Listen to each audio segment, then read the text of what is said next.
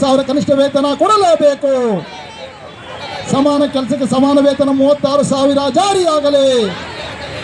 ಮೋದಿ ಸರ್ಕಾರ ಜಾರಿಗೆ ತಂದಿರುವ ಕರಾಳ ಲೇಬರ್ ಕೋಡ್ ಜಾರಿ ಬೇಡ. ಮೋದಿ ಸರ್ಕಾರ ಜಾರಿ ತಂದಿರುವ ಕರಾಳ ಲೇಬರ್ ಕೋಡ್ ಜಾರಿ ಬೇಡ. ಸಿಐಟಿಯು ಜಿಂದಾಬಾದ್. ಕಾರ್ಮಿಕರ ಐಕ್ಯತೆ ಚಿರಾಯುವಾಗಲಿ. ಕಾರ್ಮಿಕರ ಒಗ್ಗಟ್ಟನ್ನು ಮುರಿಯಲು ಹೊರಟಿರುವ ನಮ್ಮನ್ನಾಳುವ ಸರ್ಕಾರಕ್ಕೆ ಧಿಕ್ಕಾರ. ಕಾರ್ಮಿಕರಿಗೆ ಸಮಗ್ರ ಭವಿಷ್ಯ ನಿಧಿ ಯೋಜನೆ ಜಾರಿಯಾಗಲಿ. ಸಮಾನ ಕೆಲಸಕ್ಕೆ ಸಮಾನ ವೇತನ 36,000 ಕೊಡಲೇಬೇಕು. ಅಧಿಸೂಚನೆ ಪ್ರತಿದಾನ ಕಾರ್ಯ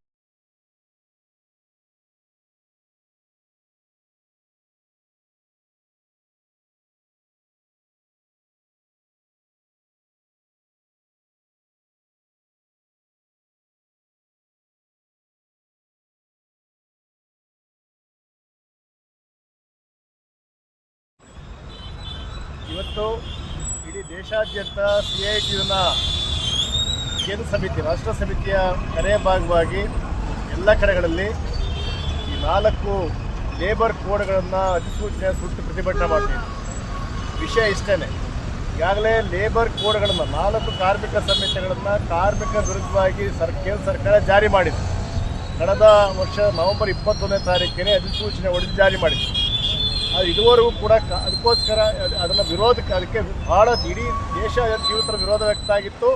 ಕಾರ್ಮಿಕರು ಮುಷ್ಕರ ಮಾಡಿದರು. ಎಲ್ಲ ರಾಜ್ಯಗಳಲ್ಲಿ ಅದನ್ನು ನಿಯಮಾವಳಿ ರಚನೆ ಮಾಡಲಿಕ್ಕೆ ಅವಕಾಶ ಕೊಟ್ಟಿರಲಿಲ್ಲ. ಸೊ ಆ ಕಾರಣಕ್ಕೆ ಅದನ್ನು ತಡೆ ಹಿಡಿಯಲಾಗಿತ್ತು. ಈಗ ಮೊನ್ನೆ ಈ 5 ರಾಜ್ಯಗಳ ಚುನಾವಣೆ ಆದಮೇಲೆ BJP ಸರ್ಕಾರಕ್ಕೆ ಒಂದು ಭಾಳ ಹುಮ್ಮಸ್ಸು ಬಂದು ಏಕಾಏಕಿಯಾಗಿ ಎಲ್ಲ 4 ಸಂಹಿತೆಗಳಿಗೆ ನಿಯಮಾವಳಿ ರಚನೆ ಮಾಡಿ ಮೊನ್ನೆ ಏಕಾಏಕಿಯಾಗಿ ಯಾರನ್ನೂ ಕೂಡ ಕನ್ಸಲ್ಟ್ ಮಾಡ್ದಂಗೆ, ಕಾರ್ಮಿಕ ಸಂಘಟನೆಗಳ ವಿಶ್ವಾಸ ತಗೊಳ್ದಂಗೆ, ರಾಜ್ಯ ಸರ್ಕಾರಗಳನ್ನು ವಿಶ್ವಾಸಕ್ಕೆ ಪಡೆದಿದ್ದಾರ್ದಂಗೆ ಏಕಾಏಕಿಯಾಗಿ 4 ಕಾರ್ಮಿಕ ಸಂಹಿತೆಗಳನ್ನು ಸಂಪೂರ್ಣವಾಗಿ ಜಾರಿ ಮಾಡಿದ್ದಾರೆ. ಸೊ ಸಂಪೂರ್ಣವಾಗಿ ಜಾರಿ ಮಾಡಿದ ಅರ್ಥ ಏನು ಅಂದರೆ, ಮೊದಲು ಅಧಿಸೂಚನೆ ಹೊರಡುತ್ತೆ, ಆ ಕಾಯ್ದೆಗೆ ನಿಯಮಾವಳಿ ರಚನೆ ಮಾಡಬೇಕಾಗುತ್ತೆ. ಸೊ ಈಗ ಕೇಂದ್ರ ಸರ್ಕಾರ ಕಾಯ್ದೆಗೆ ನಿಯಮಾವಳಿ ರಚನೆ ಮಾಡ್ತು ಅಂದರೆ ಇಡೀ ದೇಶಾದ್ಯಂತ ಕಾನೂನು ವ್ಯಾಪ್ತಿ ಜಾರಿಯಾಗುತ್ತೆ ಅಂತ ಅಂದ್ಬಿಟ್ಟು ಅದಕ್ಕೆ ರಾಜ್ಯಗಳು ಕೂಡ ನಿಯಮ ರಚನೆ ಮಾಡಲೇಬೇಕಾಗುತ್ತೆ. ಅಂಥ ಒಂದು ಅನಿವಾರ್ಯ ಪರಿಸ್ಥಿತಿಯನ್ನು ಕೇಂದ್ರ ಸರ್ಕಾರ ಜಾರಿ ತಂದಿದೆ.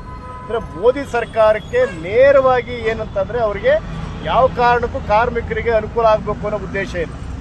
ಕೆಲವು ಮಾಲೀಕರಿಗೆ ಅನುಕೂಲ ಆಗಬೇಕು ಅನ್ನೋ ಕಾರಣಕ್ಕೆ ಇನ್ನು ಮುಂದೆ ಕಾರ್ಮಿಕರು ಸಂಘ ಕಟ್ಟಕ್ಕಾಗೋದಿಲ್ಲ, ಭಾಳ ಕಷ್ಟ ಆಗುತ್ತೆ.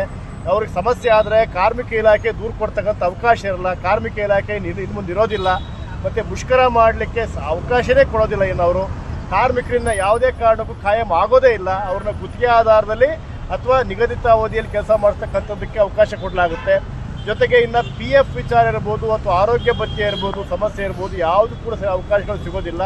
ಮತ್ತು ಕಾರ್ಖಾನೆಗಳನ್ನು 300 ಕಾರ್ಮಿಕರು ಕೆಲಸ ಮಾಡ್ತಿದ್ರು ಕೂಡ ಸರ್ಕಾರದ ಅನುಮತಿಯಿಂದಲೇ ಮುಚ್ಚತಕ್ಕಂಥ ಅವಕಾಶ ಮೋದಿ ಸರ್ಕಾರ ಕೊಟ್ಟಿದ್ದಾರೆ. ಅಂದರೆ ನೇರವಾಗಿ ಕಾರ್ಮಿಕರ ಹಕ್ಕುಗಳನ್ನ ಕಿತ್ಕೊಂಡು ಮಾಲೀಕರಿಗೆ ಸಂಪೂರ್ಣವಾಗಿರ್ತಕ್ಕಂಥ ಅಧಿಕಾರ ಕೊಟ್ಟಿದ್ದಾರೆ. ಜನ ಯೋಚನೆ ಮಾಡಬೇಕು. ಕಾರ್ಮಿಕರ ಹಕ್ಕುಗಳನ್ನ ಕಿತ್ಕೊಂಡು ಮಾಲೀಕರಿಗೆ ಸಂಪೂರ್ಣ ಅಧಿಕಾರ ಕೊಟ್ಟರೆ ಕಾರ್ಮಿಕರ ಕೆಲಸ ಹೇಗಿರುತ್ತೆ ಅಂತ ಯೋಚನೆ ಮಾಡಬೇಕಾಗುತ್ತೆ. ಸೊ ಅಂಥ ಪರಿಸ್ಥಿತಿಗೆ ಇಡೀ ದೇಶದ ಕಾರ್ಮಿಕರ ತಳ್ಳಿದ್ದಾರೆ. ಆ ಕಾರಣಕ್ಕೆ ನಾವು ಇಡೀ ದೇಶಾದ್ಯಂತ ಈ ಪ್ರತಿಭಟನೆಯನ್ನು ಮಾಡಿ ಇವತ್ತು ಸುಟ್ಟಾಗ್ತಾ ಇದ್ದೀವಿ. ಯಾವುದೇ ಕಾರಣಕ್ಕೂ ನಾವು ಇದಕ್ಕೆ ಅವಕಾಶ ಕೊಡೋದಿಲ್ಲ. ಮೇ 30 ತಾರೀಕಿಗೆ ಇಡೀ ಕರ್ನಾಟಕ ರಾಜ್ಯಾದ್ಯಂತ ಎಲ್ಲ ಜಿಲ್ಲಾಧಿಕಾರಿ ಕಚೇರಿಗಳನ್ನ ಮುತ್ತಿಗೆ ಹಾಕಿ ಈ ಕಾರ್ಮಿಕ ಸಮಿತಿಗಳನ್ನ ವಾಪಸ್ ಮಾಡಬೇಕು, ಕಾರ್ಮಿಕರಿಗೆ 36,000 ಕನಿಷ್ಠ ವೇತನ ಜಾರಿ ಮಾಡಬೇಕು ಅನ್ನುವಂಥ ತೀವ್ರತರ ಹೋರಾಟಕ್ಕೆ ನಾವು ಹೋಗ್ತಾ ಇದ್ದೀವಿ. ಅದರ ಭಾಗವಾಗಿ ಇವತ್ತು ಈ ಸಮಿತಿಗಳನ್ನ ಸುಟ್ಟಾಗ್ತಾ ಇದ್ದೀವಿ.